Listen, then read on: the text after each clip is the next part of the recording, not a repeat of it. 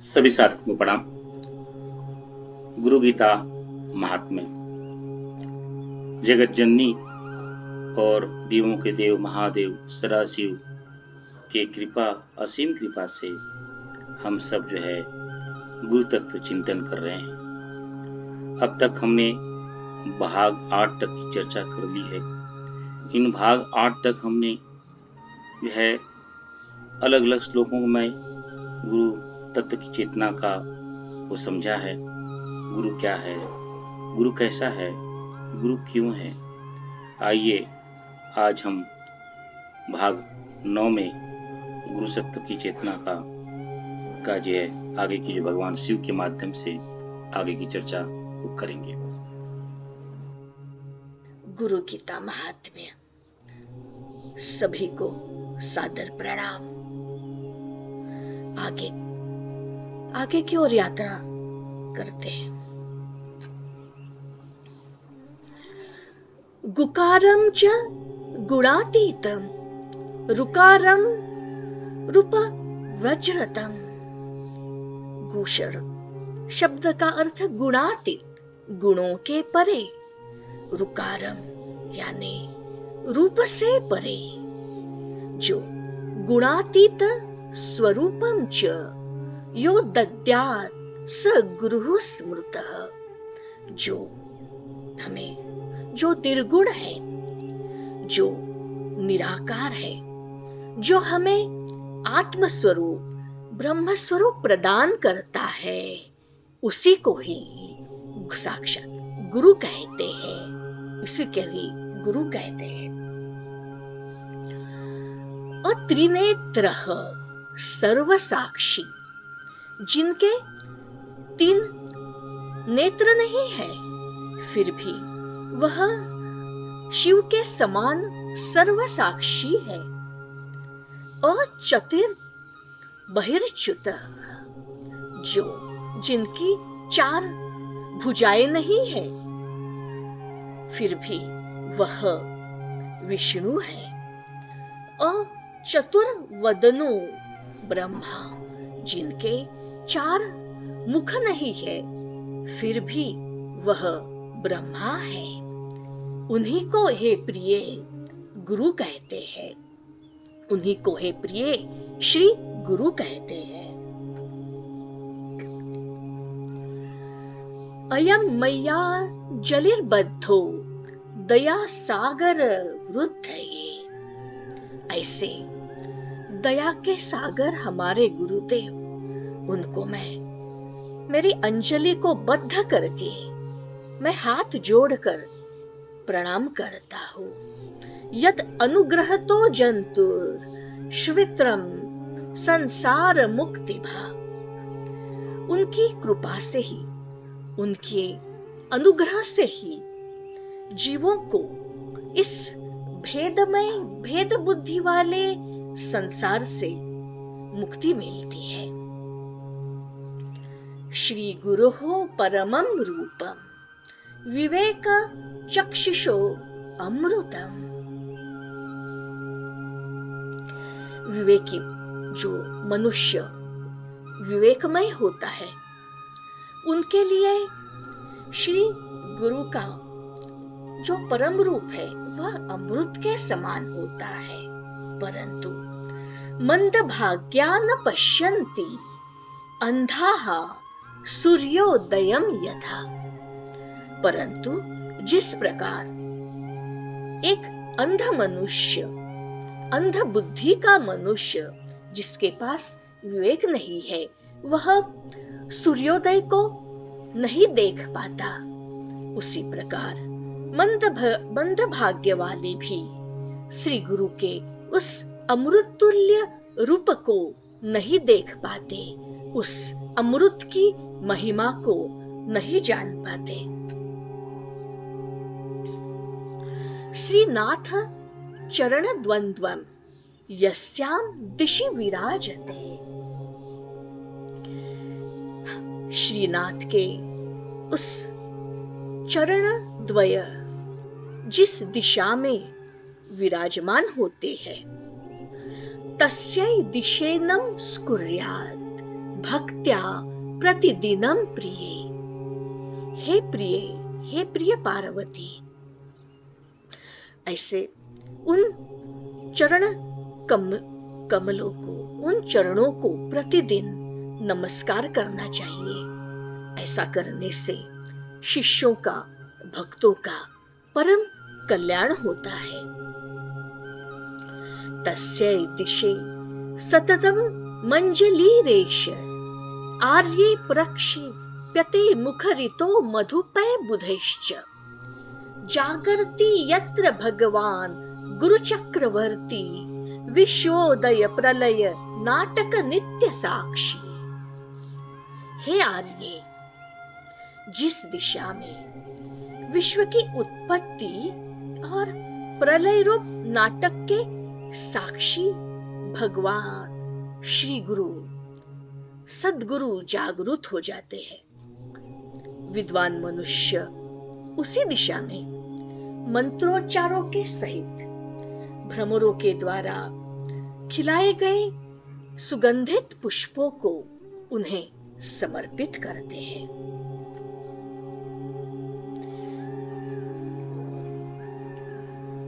पिछले श्लोकों में हमने देखा जगत पिता महादेव, सदाशिव, शंकर, माता जगत जननी के माध्यम से हमें यह बताने की चेष्टा करते हैं कि ये जो गु शब्द है उसका अर्थ होता है गुणातीत, जो है रू शब्द है उसका अर्थ होता है रूपातीत। यानी जो गुरु है वह गुणों से परे है, रूप से परे है, वह निर्गुण निराकार है।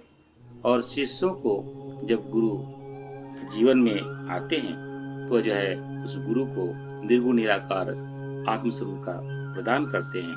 और जो शिष्य को निर्गुण निराकार आत्मस्वरूप प्रदान करे उसे ही गुरु कहते हैं। यहाँ भगवान स्पष्ट कहते हैं गुरु वह है जो शिष्यों को उनके निर्गुण निराकार आत्मस्वरूप का ज्ञान करवाए, उसे गुरु कहते हैं।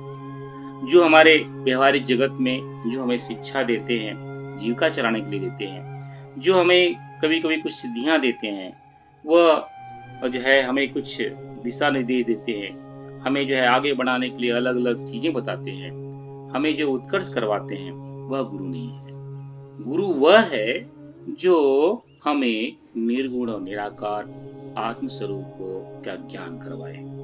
यानी जो हमें निर्गुण परम चेतना, परम तत्व, ब्रह्म तत्व, गुरु तत्व, शिव तत्व का दर्शन करवाए, उस मार्गदर्शन में लेके जाए, उसे गुरु कहते हैं। क्योंकि यह महादेव का आदेश है, महादेव का आदेश है, क्योंकि यह महादेव ने कहा है, यही सच है, यही सच है।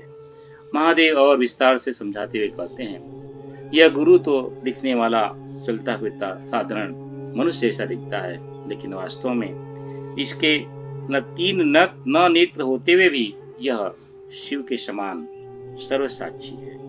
इसी चार भुजाएं नहीं होती है, फिर भी यह चार भुजाओं के न होने पे भी यह विष्णु जैसा है। इसके चार मुख नहीं होते हैं, फिर भी बिना चार मुख के भी वह ब्रह्मा है। यानी गुरु ही ब्रह्मा विष्णु महेश है। और जो जीव भेद वाले हैं, उन भेद वाले संसार में अज्ञान रूपी भेद वाले जो है अज्ञान रूपी संसार में भटके हुए मनुष्य को यह गुरु का जो है स्वरूप जो है दिखाई नहीं देता, उसने समझ में नहीं आएगा। जब जो है जीव शिष्य बनता है, तब जो है शिष्य बनने के पश्चात गुरु की कृपा दृष्टि से यह भेद जो है उसे दिखाई देता है, वह संसार से और मुक्ति की तरफ जो है अपनी दिशा को बढ़ाता है। वास्तव में गुरु ही वह परम रूप अमृत का है, वह अमृत के समान है। उसका जो रूप है, जो गुरु की प्रतिमा है, वही उस जो है सारे जगत का विराट स्वरूप है, वही वैश्वानार है, वही शुद्धात्मा है, वही हिरण्यगर्भ है। इसलिए उस रूप में ही सारे अमृत समाया हुआ है। मंद बुद्धि वाले यानी जो है जीवात्मा, जो वासना तृष्णा और अहंता से त्रस्त हैं, उन्हें यह गुरु का अमृत तुल्य रूप दिखाई नहीं देता, उन्हें समझ में भी नहीं आएगा। वो उससे समझने की चेष्टा भी नहीं करेंगे और उसकी तरफ कदम भी नहीं बढ़ाएंगे। लेकिन जैसे ही जीवात्मा का उद्धार होता है, वह अपनी वासना, तृष्णा और अहंता से छुटकारा पाने के लिए गुरु में श्रद्धा और भावना की भाव को प्रकट करता है और अपने अंदर वेद ज्ञान, तत्व ज्ञान और ओमकार के ज्ञान की जिज्ञासा पैदा करता है और गुरु की शरणागति होता है। तो गुरु की कृपा दृष्टि से उसके अंदर वह ज्ञान प्राप्त होता है, जिससे वह गुरु के इस स्वरूप के, विराट स्वरूप के, हिरण्यगर्भ स्वरूप के, सूत्रात्मा स्वरूप के, अक्षर स्वरूप का दर्शन कर पाता है। वास्तव में जिस दिशा से जो है गुरु प्रकट होता है, उसी दिशा से सारे जगत की उत्पत्ति, उसका प्रकट, उसका लय, उसका विलय और उसका प्रकटीकरण, उसका प्रकाश ही दिखाई देता है। भगवान बड़े स्पष्ट रूप से कहते हैं, शिष्यों को आदेश देते हैं, यह गुरु ही ब्रह्म है, यह गुरु ही शिव है, यह शिव ही गुरु है, यह गुरु ही ब्रह्म है। हमें एक निष्ठ होकर के गुरु की चेतना में अपने आप को एकाकार करके उसी में अपने आप को ओतप्रोत रखना चाहिए। महादेव की बातों को थोड़ा सा विस्तार में समझते हैं। शास्त्रों में एक श्लोक आता है, एक मंत्र आता है कि यह मंत्र कहता है कि जगत में 5 भेद हैं, 5 अंश है। उस 5 भेदों को अस्थि, भाति, प्रिय, नाम रूप से जाना जाता है। इन 5 भेदों में जो 3 भाग है, अस्थि, भाति, प्रिय, वह जो है ब्रह्म अंश है, ब्रह्म का अंश है। और जो 2 भाग है, नाम और रूप है, वह जो है माया के भाग है। यानी अस्थि, भाति, प्रिय यानी सत्य, चित्त, आनंद। यानी जिसकी सत्ता है, जो एक है, वही जो मूल कारण है, वह है अस्थि, जो जिसकी एकता है, जिसकी सत्ता है। और जिसकी सत्ता है वो जो है, जो एक है, उसकी सत्ता है, इसलिए वह भाती है। और जो है हमेशा जो है वो हमेशा ब्लिस में रहता है, आनंद में रहता है, इसलिए अस्थि, भाति, प्रिय यानी सच्चिदानंद स्वरूप का ब्रह्म यानी गुरु है। और जो है वह जो नाम और रूप है, यह जो नाम और रूप माया के रूप है, यह परिवर्तनशील है, यह जो है बदलते रहते हैं, यह माया का अंश है। यानी जो नहीं बदलता है वह गुरु चेतना है, ब्रह्म चेतना है। जो बदलता है वह जो है माया चेतना है, परिवर्तनशील है। वस्तुतः यो माया भी उस ब्रह्म चेतना का ही भाग है, उससे ही प्रकट हुआ है और उसी से प्रकट होती है और उसी में लीन जाती है। इसलिए महादेव यहाँ पे गुरु की परिभाषा करते हुए कहते हैं, गु का अर्थ होता है जो है गुणातीत और रू का अर्थ होता है रूपातीत, यानी जो है गुणों से परे है, जो नाम जो है गुणातीत है, यानी जो नाम और रूप से परे है, यह वह कहलाता है गुरु। इसलिए तो शास्त्र में जो कहा गया है, अस्थि भाति नाम, जो है अस्थि भाति प्रिय, नाम और प्रिय, जो यानी जो नाम से, जो रूप से परे है, वह गुरु है। यानी गुरु कौन है? अस्थि भाति प्रिय, अर्थात गुरु कौन है? सत चित आनंद, और यानी अर्थात गुरु कौन है? सच्चिदानंद। पहले भी श्लोकों में महादेव ने जो है अलग माध्यम से हमें बताया था कि गुरु ही सच्चिदानंद है, और यहाँ पे भी इन श्लोकों के माध्यम से गुरु शब्द की परिभाषा करते हुए कहते हैं कि गुरु ही सच्चिदानंद है। यानी गु का जो अर्थ होता है गुणातीत, रू का अर्थ होता है रूपातीत। जो गुणातीत है, जो रूपातीत है, वह है गुरु। यानी जो सत्य है, जो चित्त है, जो आनंद है, जो एक है, जिसकी सत्ता है, जिसकी चेतनता है, और वह सदैव जो है आनंद में रहता है, वह जो सच्चित आनंद स्वरूप है, वही गुरु है, वही गुरु है, वही गुरु है महादेव। और इसको आगे बताते हुए कहते हैं कि यह गुरु जो है चेतना है, वह तो अदृश्य है, अविकारी है, अनात्म है, अनाश्रय है, अनादि है, अनंत है, अजन्मा है, अखंड है, निराकार है, निर्गुण है, निर्विकार है। उस गुरु चेतना को जो रूप है, जो सच्चित आनंद है, जो अजन्मा है, अनंत है, अनादि है, इसे समझा नहीं जा सकता। साधारण मनुष्य और जो है जीवात्मा इसको समझ नहीं सकते, क्योंकि उसमें उनके अंदर जो है भेद बुद्धि होती है। इन भेद बुद्धि के कारण, यह भेद बुद्धि के कारण वह जो है उस परम चेतना के, गुरु चेतना के, ब्रह्म चेतना के, शिव चेतना के इस आनंद खंड निर्विकार निर्गुण रूप को समझ नहीं सकते। क्योंकि उनके अंदर वासना, तृष्णा और अहंता की त्रिपुटी पड़ी हुई है। जैसे ही यह जीवात्मा, यह मनुष्य आत्मा जो है मनुष्य, अपने इस वासना, तृष्णा और अहंता की बलि देने के लिए गुरु में श्रद्धा और भावना प्रकट करता है, और जो है इस वासना, तृष्णा की और अहंता की जानकारी लेने के लिए वैराग्य पैतन का उत्पन्न करता है, और जो है अपने आप को वेद ज्ञान, ब्रह्म ज्ञान, गुरु ज्ञान की तरफ जो है आगे बढ़ाने की चेष्टा करता है।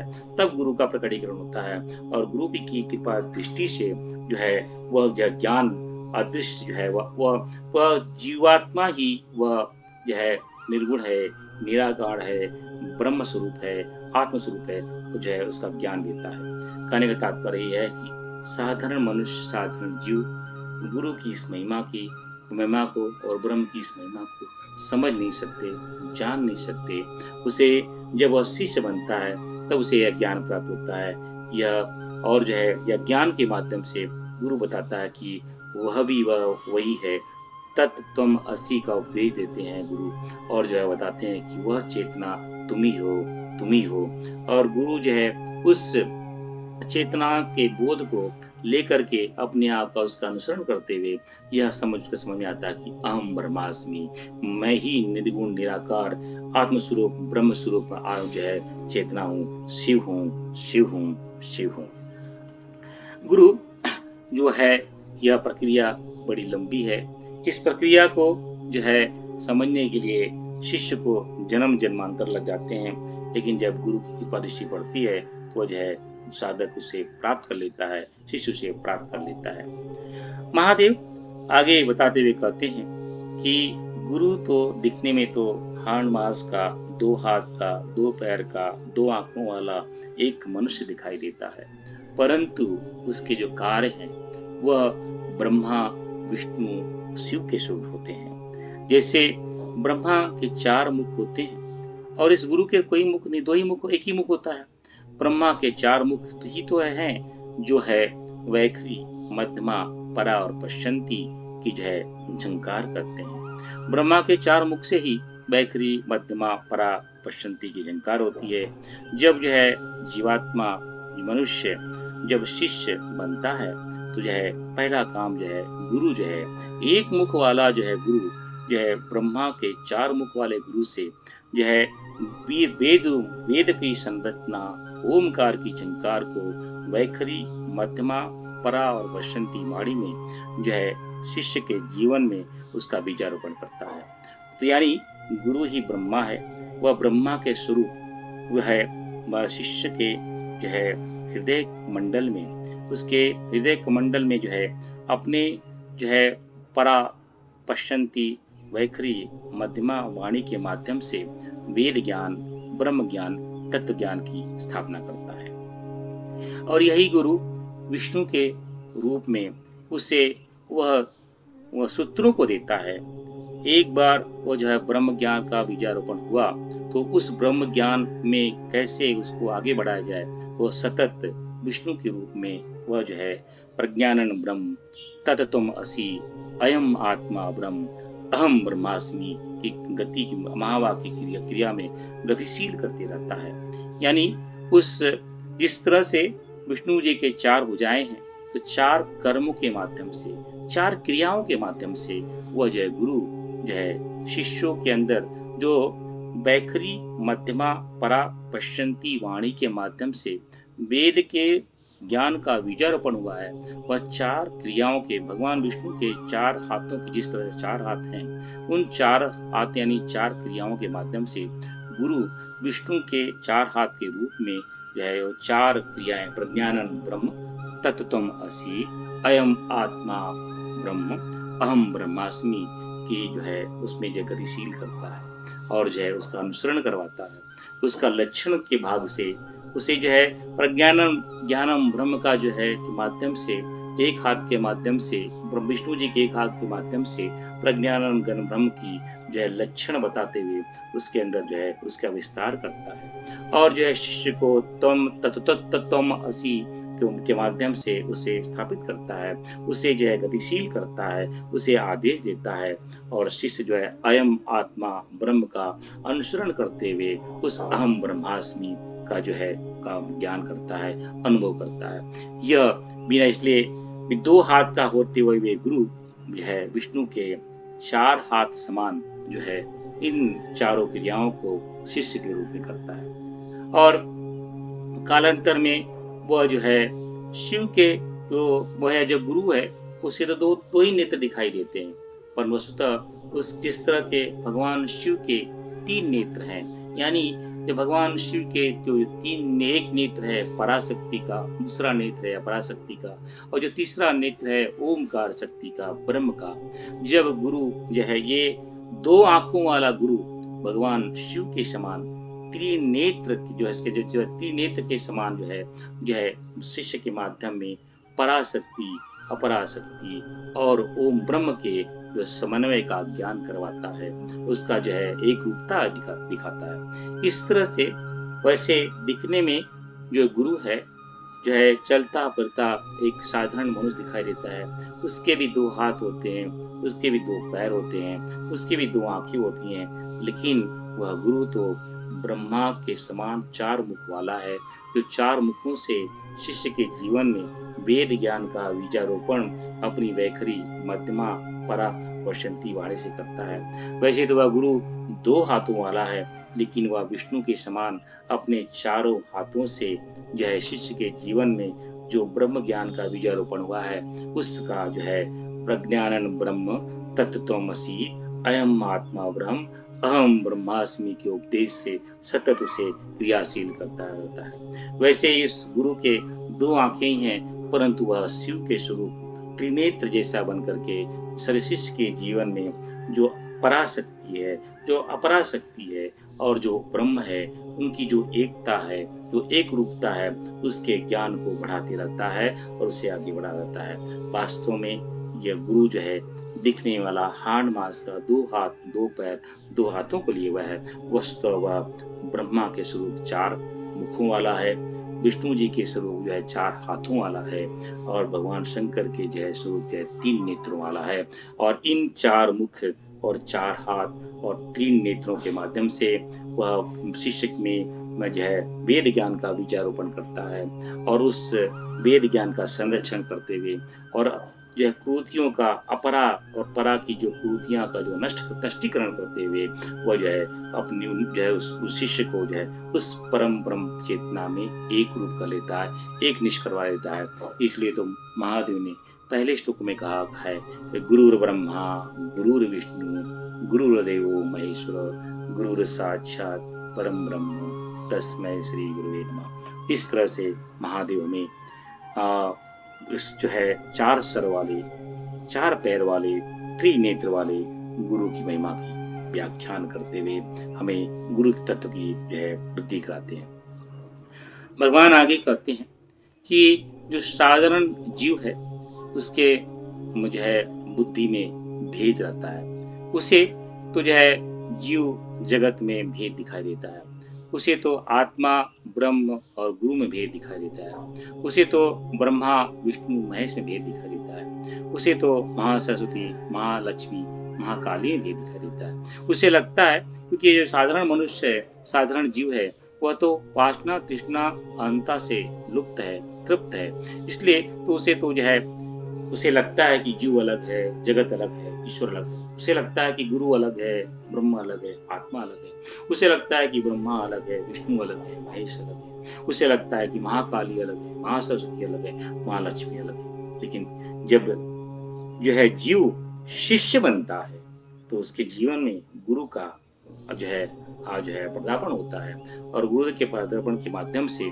उसकी जो है भेद बुद्धि नष्ट हो जाती है और वह शिष्य समझ लेता है कि जगत जीव ईश्वर में कोई भी भेद नहीं है, आत्मा ब्रह्म गुरु में कोई भी भेद नहीं है, ब्रह्मा विष्णु महेश में कोई भी भेद नहीं है, महाकाली महालक्ष्मी महासरस्वती में कोई भी भेद नहीं है, क्योंकि वह गुरु तत्व से यह जान लेता है यह जो कार्य कारण संघात है, क्योंकि इस कार्य का कारण है और इस कारण यह कारण भी किसी का कार्य है। इस तरह कार्य कारण संघात भाव से वह जान लेता है जो कुछ दिखाई दे रहा है उसका का मूल कारण ब्रह्म है, शिव है, गुरु है, गुरु है और गुरु ही है। इसके कारण जो है शिष्यों में भेद बुद्धि नष्ट हो जाती है और वह इन जगत जीव ईश्वर आत्मा ब्रह्म गुरु ब्रह्मा विष्णु महेश महालक्ष्मी महाकाली माँ सरस्वती में कोई भेद नहीं मानता, क्योंकि उसे समझ आता है कि एक ही चेतन है, एक ही तत्व है, एक ही सत्ता है और उसकी चेतनता है। वह सच्चिद आनंद गुरु तत्व है, गुरु तत्व है, गुरु तत्व है, ब्रह्म तत्व है, ब्रह्म तत्व है, शिव तत्व है, शिव तत्व है, शिव तत्व है और शिव ही तत्व है। तो इस तरह से गुरु के कारण जीवन में जो है शिष्य के जीवन में बड़ा लाभ होता है। गुरु शिष्य के जीवन में जो है बड़े उत्कृष्ट काम होते हैं। साधारण मनुष्य जो जागरण शिव है, जो वासना तृष्णा अहंता में भटका हुआ है, वह अज्ञान अभाव और आसक्ति में त्रस्त है, उसके अंदर दुखाव है, द्वंद है, संताप है। लेकिन जब यही जीव शिष्य बनता है तो गुरु प्रकटीकरण होते हैं और गुरु का प्रकटीकरण होने से जो है उसमें 3 प्रक्रियाएं होती हैं। गुरु की 3 कृपा होती है, कामधेनु के रूप में, कल्प वृक्ष के रूप में और पारस के रूप में। ये कामधेनु क्या है, कल्प वृक्ष क्या है, पारस क्या है? जो है इंद्रलोक में कामधेनु है, कल्प वृक्ष है, पारस है। कामधेनु अर्थात भूख मिटाने के लिए जितने भी भोग हैं उन सब की उत्पत्ति कामधेनु से होती है। कल्प वृक्ष यानी जितने भी जो है रहने के लिए, जो है भोग को भोगने के लिए जो चीज चाहिए, यानी वस्त्र चाहिए, वस्तु चाहिए, वो सब जो है कल्प वृक्ष देता है। और जो है पारस है, वह जो है पारस जो है जो चीज को परिवर्तित कर देता है, यानी जो चीज नहीं चाहिए उसे बदल करके जो चीज चाहिए उसे कर देता है। यानी इच्छा, जो भी इच्छा हो उस इच्छा को जो है प्रकट कर देता है। यानी यह तो इंद्रलोक के जो है माध्यम से कामधेनु कल्प वृक्ष और पारस से। लेकिन जब गुरु जैसे के जीवन में गुरु का जो है पदार्पण होता है तो ये कामधेनु कल्प वृक्ष और पारस के माध्यम से, यानी जो इंद्रलोक में बताए हुए कामधेनु कल्प वृक्ष और पारस की चर्चा नहीं हो रही यहाँ पे महादेव कहना चाहते हैं कि जो भी इच्छाएं होती हैं, जो भी भोग की इच्छाएं होती हैं अज्ञान अवस्था के कारण, वह शिष्य उसका नष्टीकरण कर लेता है। यानी उसकी सभी इच्छाएं समाप्त हो जाती हैं, यानी उसकी सभी भोग की कामनाएं समाप्त हो जाती हैं। उसकी जो है जो है वस्तु से जो लोभ है, मोह है, वो उसका नष्टीकरण हो जाता है। और जो है उसके अंदर जो है जीव से आत्मा बनने का जो प्रक्रिया शुरू हो जाती है, उसमें परिवर्तन हो जाता है। यानी जो इंद्रलोक में बताया हुआ कामधेनु कल्प वृक्ष और पारस है वह अलग है, लेकिन इसी जो है जब शिष्य के संपर्क में गुरु आता है या गुरु के संपर्क में शिष्य आता है तो जो है वह गुरु शिष्य के जीवन में जो है सभी इच्छाओं का नष्टीकरण हो जाता है। वह आप्त काम बन जाता है, वह सभी वस्तु और लोभ के मोह से परे हो जाता है, वह राग और द्वेष से परे अपने आप को कर लेता है और जो है वह अपने अंदर की अज्ञानता को, अभाव को, आसक्ति को जो है सत्यम ज्ञानम अनंतन ब्रह्म में एक निष्ठ कर लेता है। यानी जब गुरु जीवन में शिष्य के जीवन में आता है तो जो है उसे शिष्य को अमृत प्राप्त होता है। यही अमृत जो है यही गुरु का जो है स्वरूप है, यही स्वरूप जो है परम श्री गुरु का परम रूप है। इसे ही अमृत स्वरूप कहा जाता है, जो शिष्यों को सत्यम ज्ञानम अनंतम ब्रह्म में एक निष्ठ करवा देता है। यानी शिष्य जो है सत्य चित्त आनंद में एक निष्ठ होकर के स्वयं ब्रह्म बन जाता है, स्वयं आत्मस्वरूप बन जाता है, तत्व स्वरूप बन जाता है, गुरु स्वरूप बन जाता है। इसलिए इसी को ही भगवान शिव ने जो है श्री गुरु का परम रूप बताया है। इसे अमृत की जो है परिभाषा हमने की है। जो यह अमृत स्वरूप जो है परमात्मा का या गुरु का जो रूप है वह रूप का प्रकटीकरण साधारण मनुष्य के जीवन में नहीं हो सकता, क्योंकि साधारण मनुष्य वासना, तृष्णा और अहंता में लिप्त है। जो असाधारण है, जो शिष्य है, वह उसके जीवन में जो गुरु जो है सत्यम ज्ञानम अनंतन ब्रह्म के रूप में जो है प्रकट होता है। और यह विराट स्वरूप, यह वैश्वनाथ स्वरूप जो है वही जो है वह यही जो है श्री गुरु का अमृत स्वरूप है, अमृत स्वरूप है, अमृत स्वरूप है। यह महादेव की वाणी है, महादेव की वाणी है, महादेव की वाणी है। महादेव बड़े विस्तार से हमें गु शब्द से गुणातीत, रूप शब्द से रूपातीत का जो है स्पष्टीकरण देते हैं और बताते हुए कहते हैं किस तरह से जो है गुरु जो है अस्थि भास्ति प्रिय, नाम रूप जो है वह नाम रूप से परे अस्थि भाति प्रिय है, यानी सच्चिदानंद है। और वह गुरु जो है निर्गुण निराकार है। और यह गुरु निर्गुण निराकार जो है वो जो है आत्म स्वरूप को, ब्रह्म स्वरूप को, तत्स्वरूप को जो है शिष्य को प्रदान करता है। ये जो गुरु जो है शिष्य को उसके जो है आत्म स्वरूप में निष्ठ करके वह उसे बता दे कि वह निर्गुण है, निराकार है, अनंत है, अखंड है, जो उसका साक्षात्कार करवा देता है, वही गुरु कहलाता है, वही गुरु कहलाता है। वास्तव में तो गुरु जो है चलता फिरता मनुष्य, साधारण मनुष्य जैसा दिखाई देता है। उसके 2 हाथ, 2 पैर, 2 नेत्र होते हैं, लेकिन शिष्य की नजर में देखा जाए, शिष्य की नजर में वह तो जो है 4 मुखों वाला ब्रह्मा है, वह 4 भुजाओं वाला विष्णु है और 3 नेत्रों वाला शिव है। क्योंकि जो 4 मुखों से जो है गुरु जो है शिष्य के जीवन में, शिष्य के हृदय कमल में जो है अपनी 4 वाणियों से, वैखरी, मध्यमा, परा, पश्चंती से के माध्यम से वेद के ज्ञान का बीजारोपण करता है और अपने 4 हाथों से विष्णु के स्वरूप जो है प्रज्ञानम घनम ब्रह्म तत्त्वम असि अयम आत्मा ब्रह्म अहम ब्रह्मास्मि के प्रक्रिया का क्रियान्वयन करता है। और जो है त्रिनेत्रों के माध्यम से पराशक्ति, अपराशक्ति और ब्रह्म की एकता में हमें एक निष्ठ करता है, शिष्य को एक निष्ठ करता है। इसलिए महादेव कहते हैं जो तीनों नेत्रों के न होने पर भी शिव के समान सर्वसाक्षी है, और जो 4 भुजाओं के न होने पर भी विष्णु है, और 4 मुखमंडल के न होने पर जो ब्रह्मा है वही गुरु है, वही गुरु है, वही गुरु है। वह गुरु ही जो है जीव को जो है शिव को, शिष्य को इस संसार से मुक्त कराता है, जीवों के अंदर जो भेद बुद्धि है उसका नष्टीकरण कराता है, और जो है उसमें जो है शिष्य के माध्यम से जो अभेद बुद्धि का ज्ञान करवाता है। वास्तव में जो है यह गुरु का स्वरूप जो है सत्यम ज्ञानम अनंतन ब्रह्म का स्वरूप है। यही गुरु का जो है परम रूप है। इसे अमृत स्वरूप के रूप में महादेव ने कहा है। और महादेव ये भी कहते हैं कि जो मंद बुद्धि वाले हैं, जो क्योंकि मंद बुद्धि वाले जो है साधक जिस जीव हैं वह तो वासना, तृष्णा और अहंता में लिप्त हैं, वह जो है भगवान का या गुरु का, तो ब्रह्म का इस सत्यम ज्ञानम अनंतन ब्रह्म के स्वरूप को नहीं देख सकते, नहीं देख सकते, नहीं देख सकते। उन्हें देखने के लिए तो जो है शिष्य की नजर चाहिए। या शिष्य कब बनते हैं? जब उसके अंदर जो है उस गुरु चेतना के अंदर जो है परम श्रद्धा और परम जो है विश्वास हो, और जो है उसके अंदर वेद ज्ञान, ब्रह्म ज्ञान, गुरु ज्ञान, तत्व ज्ञान की जिज्ञासा हो, और उसके अंदर इस संताप से, इस वासना, तृष्णा और अहंता से ऊपर उठने के लिए जो है उसके अंदर वैराग्य हो, तो उसे ही वह शिष्य बनता है।